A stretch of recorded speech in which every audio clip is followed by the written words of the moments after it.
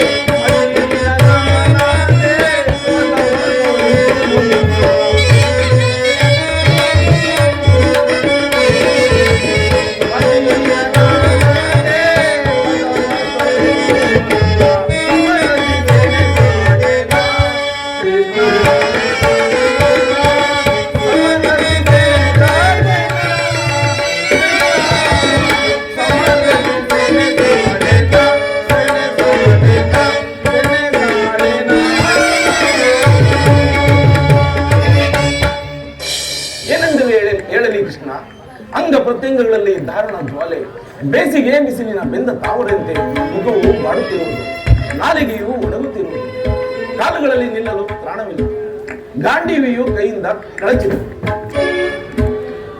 ನಾನು ನೋಡುತ್ತಿರುವುದು ಏನನ್ನ? ಇವರೆಲ್ಲ ಬಂಧು ಬಾಂಧವರು, ಗುರು ಹಿರಿಯರು, ಜ್ಞಾತಿಗಳು, ಮಿತ್ರರು.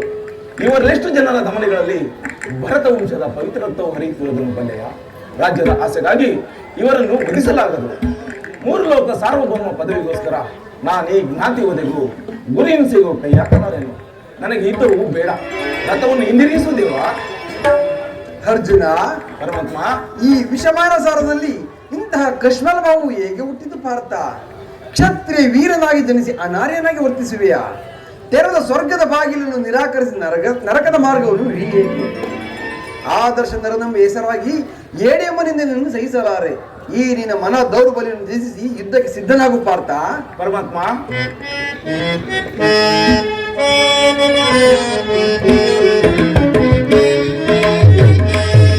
ಬೇಡ ಮಾಧವ,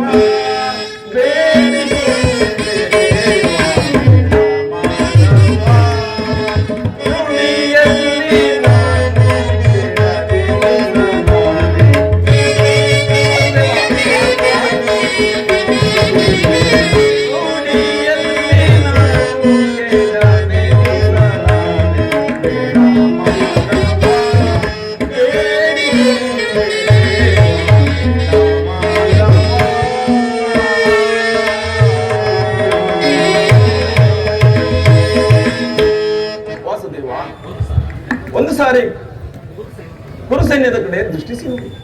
ಭೀಷ್ಮರು ನನ್ನ ಪೂಜ್ಯ ಪಿತಾಮಹರು, ಆಚಾರ್ಯ ದ್ರೋಣರು ನನ್ನ ಗುರುವು. ಇವರ ಮೇಲೆ ಬಾಣ ಪ್ರಯೋಗ ಮಾಡುವುದು ಈ ಗುರುವದೆಯಿಂದ ಲಭಿಸುವ ಸಂಪತ್ತಿಗಿಂತಲೂ ಭಿಕ್ಷಾವೃತ್ತಿಯಲ್ಲಿ ಲೇಸು.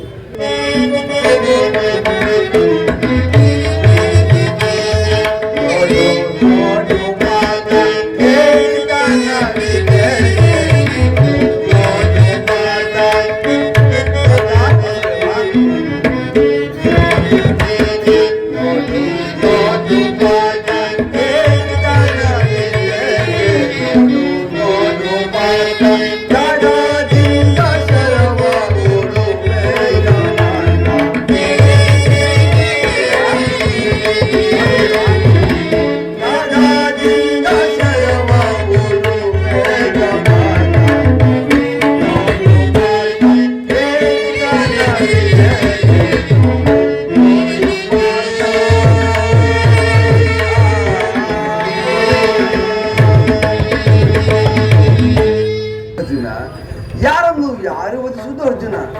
ಅಳಿವಿಲ್ಲದ ಆತ್ಮವನ್ನು ವಧಿಸುವುದು ಅಸಂಭವ. ಮನುಷ್ಯನು ಅರಿದು ಹೋದ ಬಟ್ಟೆಯನ್ನು ಬಿಸಿಟ್ಟು ಹೊಸ ಬಟ್ಟೆಯನ್ನು ಧರಿಸುವ ಹಾಗೆ ಆತ್ಮನು ಜೀರ್ಣವಾದ ದೇಹವನ್ನು ತ್ಯಜಿಸಿ ಬೇರೊಂದು ದೇಹವನ್ನು ಆಶ್ರಯಿಸುವುದು. ಮರಣವು ದೇಹದ ನಾಶ. ಅವಿನಾಶದ ಆತ್ಮನ ಅವಸಾನದಲ್ಲಿ ದೇಹಕ್ಕೆ ಬಾಲ್ಯ, ಯೌವನ, ವಾರ್ಧಕ್ಯವು ಪ್ರಾಪ್ತಿಯಂತೆ ಮಾನವನ ದೇಹಾಂತರ ಪ್ರಾಪ್ತಿಯು ಸಹಜವಾದದ್ದು.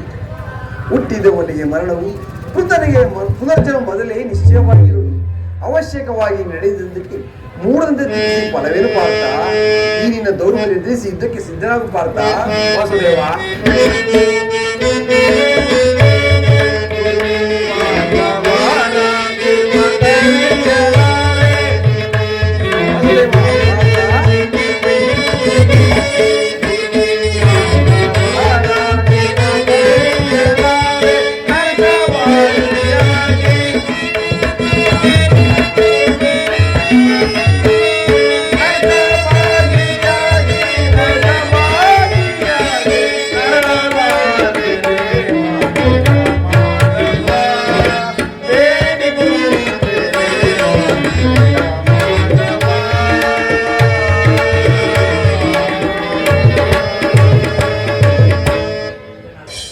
ಜನಾರ್ದನ, ಯುದ್ಧದ ಹೆಸರನ್ನೆತ್ತಿದರೆ ನನ್ನ ಹೃದಯವು ಕಂಪಿಸತೊಡಗುವುದು. ನಾನು ಏಡಿಯಲ್ಲ, ಪಾಪ ಭೀತಿಯಿಂದ ಯುದ್ಧವಿಮುಖನಾಗಿರುವೆನು. ಕ್ಷತ್ರಿಯನಿಗೆ ಯುದ್ಧದ ಹೊರತು ಮತ್ಯಾವ ಧರ್ಮವೂ ಇಲ್ಲವೇ ಪಾರ್ಥ?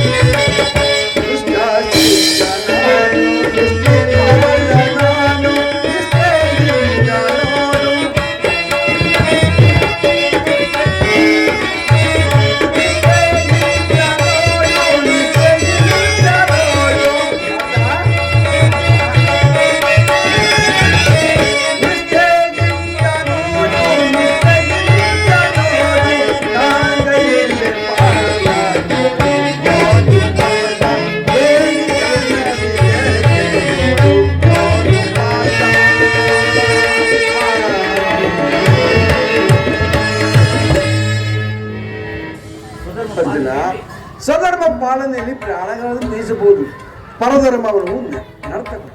ನೆನಪಿರಲಿ ಅರ್ಜುನ, ಇದು ಧರ್ಮ ಯುದ್ಧ. ನೀನು ಯುದ್ಧದಿಂದ ನಿವೃತ್ತನಾದರೆ ಸ್ವಧರ್ಮ ಪಾಲನೆ ಉಲ್ಲಂಘಿಸಿದ ಪಾಪಕ್ಕೆ ಗುರಿಯಾಗಿವೆ, ಅಕೀರ್ತಿ ಭಾಜನೆನಿಸುವೆ. ನಿನ್ನಂತಹ ಸಾಮವೇದನಿಗೆ ಅಕೀರ್ತಿಯು ಮರಣಕ್ಕಿಂತಲೂ ಘೋರ. ಶತ್ರುಗಳು ಏಡಿ ಎಂದು ಅಳೆಯುವವರು, ಮಿತ್ರರು ವಂಚಕರೆಂದು ನಿಂದಿಸುವರು. ಈ ನಿನ್ನ ಮನೋವಿಕಾರವನ್ನು ತಿಳಿಸಿ ಯುದ್ಧಕ್ಕೆ ಸಿದ್ಧರಾಗು ಪಾರ್ಥ. ಪರಮಾತ್ಮ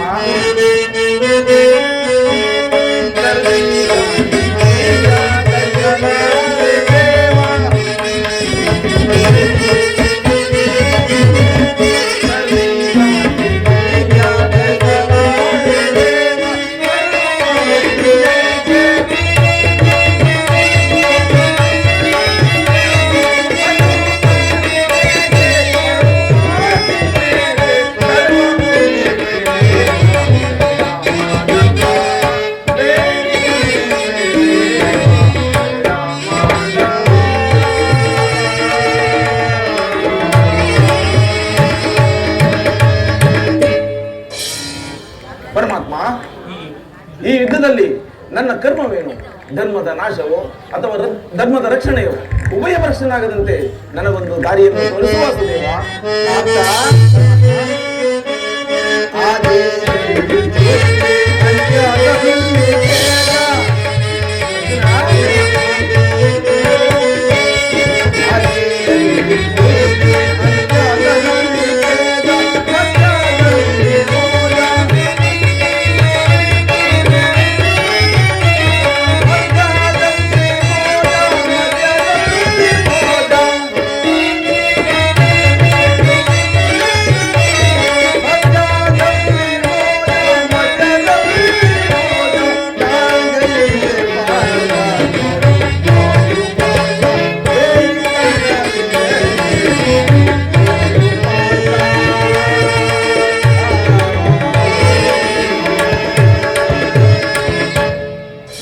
ಅರ್ಜುನ, ಕರ್ಮವು ಮಾನವ ಜೀವನದ ರಾಜಮಾರ್ಗ.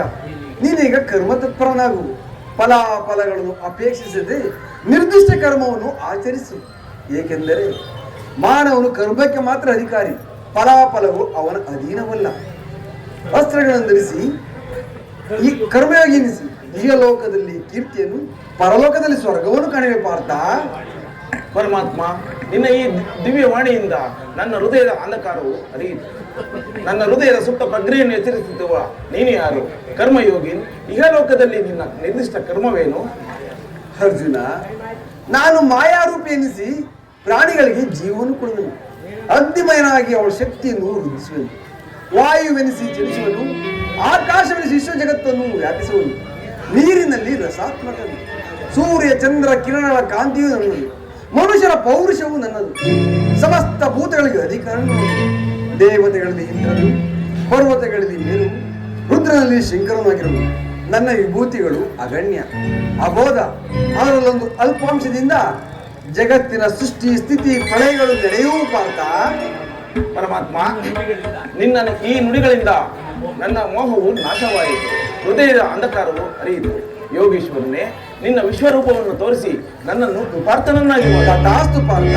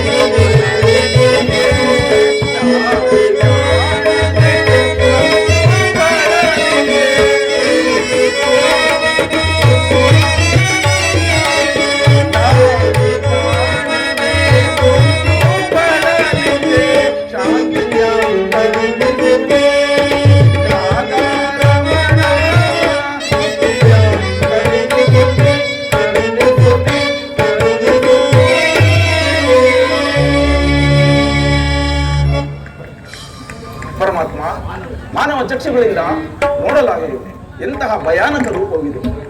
ಕರುಣಾಮಯನೇ, ನಿನ್ನ ಸೌಮ್ಯ ರೂಪವನ್ನು ಧಾರಣ ಮಾಡಿ ನನ್ನನ್ನು ಕೃಪಾರ್ಥನನ್ನಾಗಿ ಮಾಡು.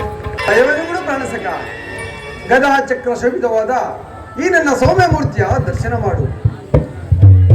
ಜಲರಾಶಿ ನಿಶ್ಚಲವಾಗಿ ನಡೆಯುವ ನಾವೇಂದಿನ ನೌಕೆಯು ಪ್ರಥಮಷ್ಟಾಗಿ ಸುರಕ್ಷಿತವಾಗಿ ಎಡಸೇರಿಸಲು ಕರ್ಣಾಧಾರನಾಗಿ ಮುಂತಿರುಗಿರಲಿ.